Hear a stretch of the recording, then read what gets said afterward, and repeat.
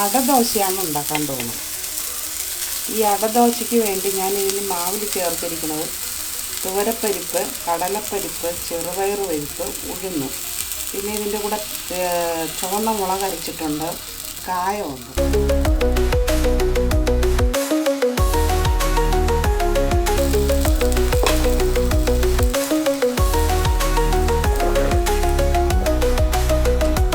കുറച്ച് നെയ്യോ നല്ലെണ്ണയോ ഇതിൻ്റെ കൂടെ ചേർത്ത് കൊടുക്കാം.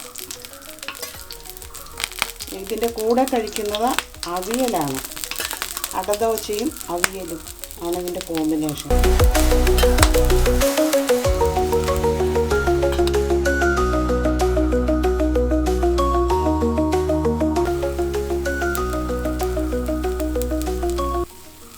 ഇതിന് ചെറുപയറോ ബാക്കിയുള്ള ധാന്യങ്ങൾ എന്തെങ്കിലും ഉണ്ടെങ്കിൽ അതൊക്കെ ചേർത്ത് അരയ്ക്കുന്നത് നല്ലതാണ്.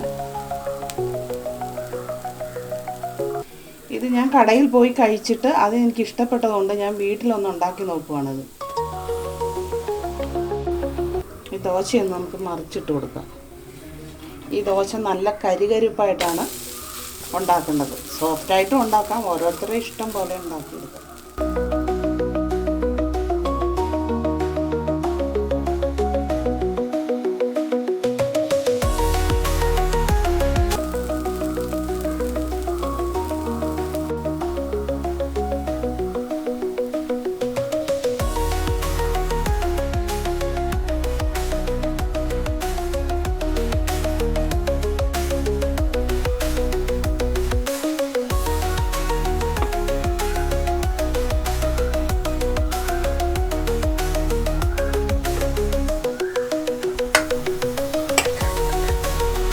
ഇതിൻ്റെ കോമ്പിനേഷൻ അവിയലാണ്. നമുക്ക് കുറച്ച് അവിയലും കൂടെ വെച്ച് കൊടുക്കാം.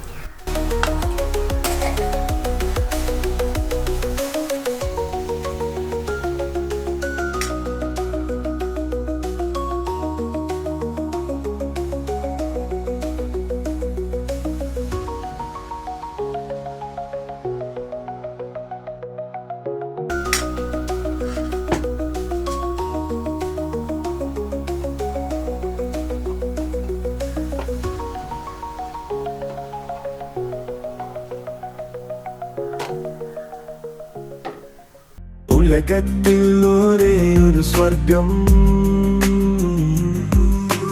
അമ്മയുണ്ടാക്കിയ വീട്ടിലെ ഭക്ഷണം. Kerala food market, Kerala food market.